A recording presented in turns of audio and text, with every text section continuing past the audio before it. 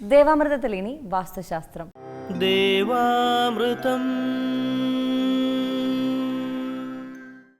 വാസ്തു ജ്യോതിഷപരമായ പ്രശ്നപരിഹാരങ്ങൾ നമുക്ക് ഉപദേശിച്ചു തരുവാനും അതോടൊപ്പം തന്നെ വാസ്തുശാസ്ത്രത്തെക്കുറിച്ച് നിലവിലുള്ള നിരവധി ധാരണകളെക്കുറിച്ച് നമ്മളോട് ചർച്ച ചെയ്യുവാനുമൊക്കെ പ്രമുഖ വാസ്തു ജ്യോതിഷ ആചാര്യൻ ശ്രീ ഡെന്നിസ് ജോ ആണ് ഇവിടെ എത്തിച്ചേർന്നിട്ടുള്ളത്. വളരെ സ്നേഹാദരങ്ങളോടെ അദ്ദേഹത്തെ നമുക്ക് ഇന്നത്തെ അധ്യായത്തിലേക്ക് സ്വാഗതം ചെയ്യാം. നമസ്കാരം. ഇന്നത്തെ കത്തിലേക്ക് പോകാം. ഏറെ ബഹുമാനനായ ഡെന്നിസ് ജോയ് സർ, ഞാൻ കാസർഗോഡ് ജില്ലയിൽ നിന്നും എഴുതുന്ന കത്താണിത്. ഇവിടെ 35 സെൻറ് സ്ഥലത്ത് വീട് പണിത് താമസമായിട്ട് 25 വർഷത്തോളമായി. ഇവിടെ താമസമായതിൽ പിന്നെ ആകെ പ്രശ്നങ്ങളാണ്. ഭർത്താവ് ഇപ്പോൾ 7 വർഷത്തോളമായി ജോലിക്ക് പോകുന്നില്ല. മാനസികമായ ചില പ്രശ്നങ്ങൾ പോലെയാണ്. ഇപ്പോൾ ട്രീറ്റ്മെൻറ്റിലാണ്. എനിക്ക് ആകെ ഒരു കുട്ടിയാണുള്ളത്. അവനും ഇതുവരെ ജോലിയാകുന്നില്ല. പല വാസ്തുക്കാരെയും കാണിച്ചു, പല പരിഹാരങ്ങളും ചെയ്തു. മാറ്റമെന്ന് പറയാനൊന്നും കാണുന്നില്ല. എൻ്റെ വീടിൻ്റെ പ്രശ്നമാണോ എന്ന് ദയവായി സർ പറഞ്ഞു തരണം. സേതുലക്ഷ്മി. ഈ ഒരു വീടിൻ്റെ മെയിൻ പ്ലാൻ എടുക്കുന്ന സമയത്ത് ഇതിൻ്റെ ഒരു കിണർ വെച്ചിരിക്കുന്നത് വടക്ക് പടിഞ്ഞാറ് പോർഷനിലാണ്. കാരണം വെച്ചാൽ വടക്ക് പടിഞ്ഞാറ് ഭാഗത്തായിട്ട് വെള്ളം കെട്ടിക്കിടക്കുന്ന എന്തെങ്കിലും ഉണ്ടെങ്കിൽ ആ വീട്ടിൽ നിന്ന് എത്ര പൈസ കിട്ടിയാലും നിൽക്കാത്ത അവസ്ഥ വരാം. അതുപോലെ നമ്മൾ മറ്റുള്ള ആൾക്കാരുമായിട്ടൊക്കെ ശത്രുതകളും അല്ലെ മറ്റുള്ള ആൾക്കാരൊക്കെ നമ്മൾ വെറുക്കുന്ന അവസ്ഥയിലേക്ക് പോവാം.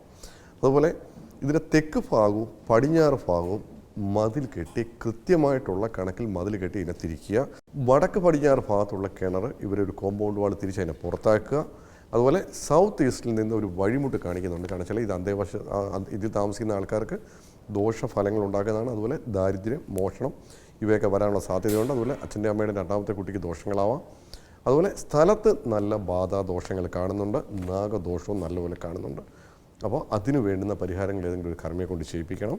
അതുപോലെ നോർത്ത് ഈസ്റ്റ് പോർഷനിൽ ഇതിനകത്ത് കംപ്ലയിൻറ്റ് കാണിക്കുന്നുണ്ട്. കാരണം വെച്ചാൽ നോർത്ത് ഈസ്റ്റ് ഭാഗത്ത് കംപ്ലയിൻറ്റ് വന്നു കഴിഞ്ഞാൽ അതിൽ താമസിക്കുന്ന ഈ വീട്ടിൽ താമസിക്കുന്ന ആൾക്കാർക്ക് മാനസികമായിട്ടുള്ള പ്രയാസങ്ങളൊക്കെ വന്നെന്ന് വരാം.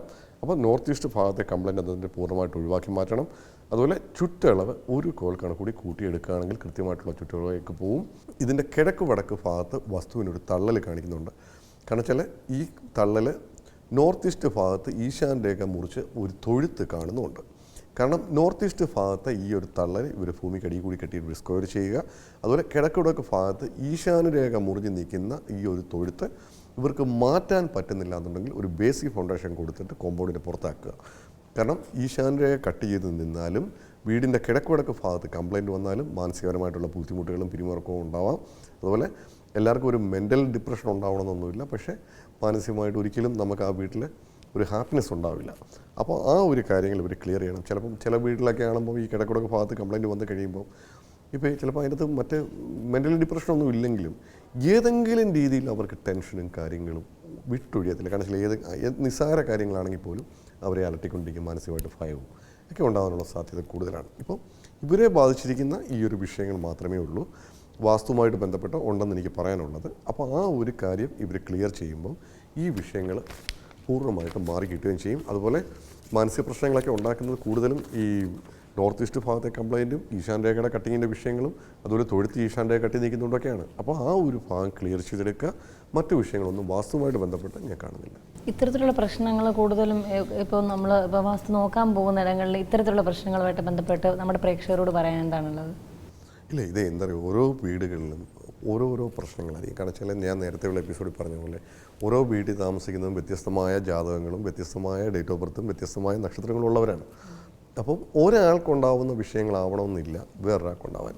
പക്ഷേ വാസ്തുവിനെ സംബന്ധിച്ച് പറഞ്ഞാൽ വാസ്തുവിൻ്റെ ഏതെങ്കിലും ഭാഗത്ത് വരുന്ന കംപ്ലയിൻറ്റ് ഏത് നക്ഷത്രക്കാരാണോ ഏത് ഡേറ്റ് ഓഫ് ബർത്ത് ഉള്ളവരാണോ അവരെ എല്ലാം ബാധിക്കുന്ന ഒരേ എഫക്റ്റിലായിരിക്കാം. ഇപ്പോൾ ഈ പറഞ്ഞ പോലെ ഈ വീടിൻ്റെ കിഴക്കുടക്ക് ഭാഗത്തെ കംപ്ലയിൻറ്റ് ഇതുപോലുള്ളൊരു വീട്ടിൽ ആര് താമസിച്ചാലും അവർക്ക് മാനസികമായിട്ടുള്ള പ്രശ്നങ്ങൾ ഉണ്ടായിക്കൊണ്ടേയിരിക്കുക.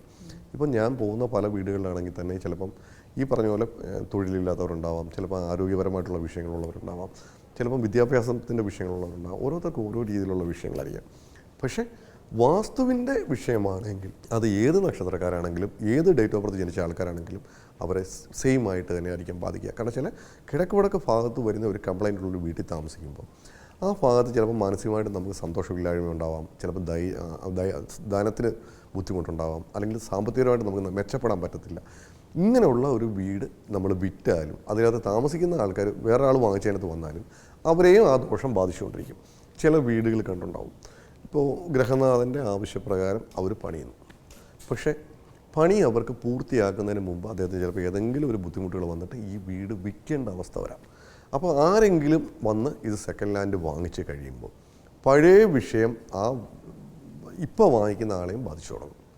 അപ്പോൾ അവർ ഇതിനകത്ത് നിലവിൽ നിൽക്കുന്ന പ്രശ്നങ്ങൾ എന്താണ് എന്ന് ഒരു വാസ്തുക്കാരെ വിളിച്ച് കാണിച്ച ശേഷം അത് സോൾവ് ചെയ്യാൻ പറ്റുന്നതാണെങ്കിൽ അത് സോൾവ് ചെയ്ത ശേഷം അതിനകത്ത് താമസിക്കാൻ തുടങ്ങുകയാണെങ്കിൽ അത് ബാധിക്കില്ല. പക്ഷേ ചില വീടുകളിൽ ചിലപ്പോൾ സ്ഥലത്തിനായിരിക്കാം ദോഷം.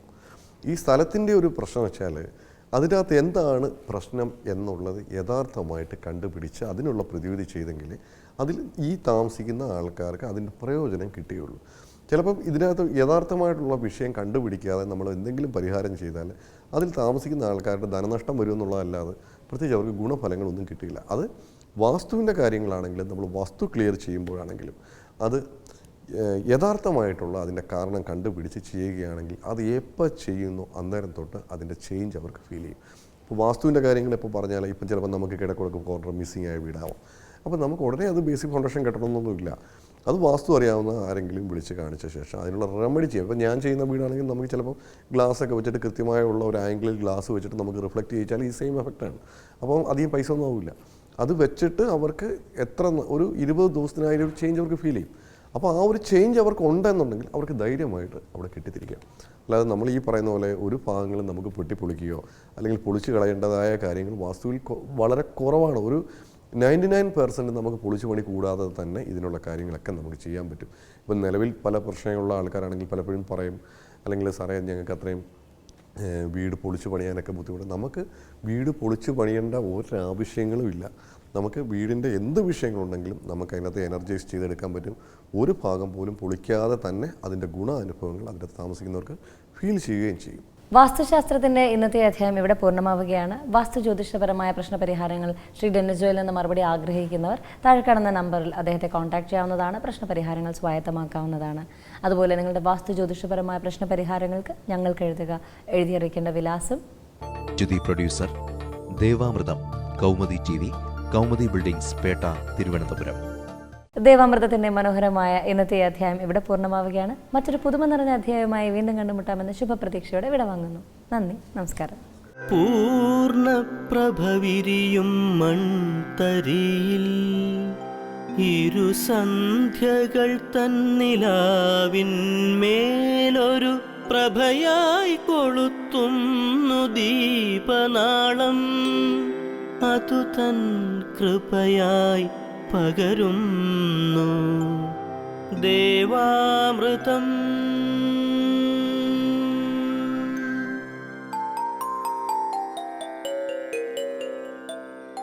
അറിയുന്നു നാം ഈ നിത്യ ചൈതന്യത്തെ ഋതുക്കൾ പകർന്ന ഗുരുവര്യന്മാരിലൂടെ കാലങ്ങൾക്കിപ്പുറവും അണയാത്തൊരു നാളം കൃപയായി പകർത്തുന്നു ദേവാമൃതം.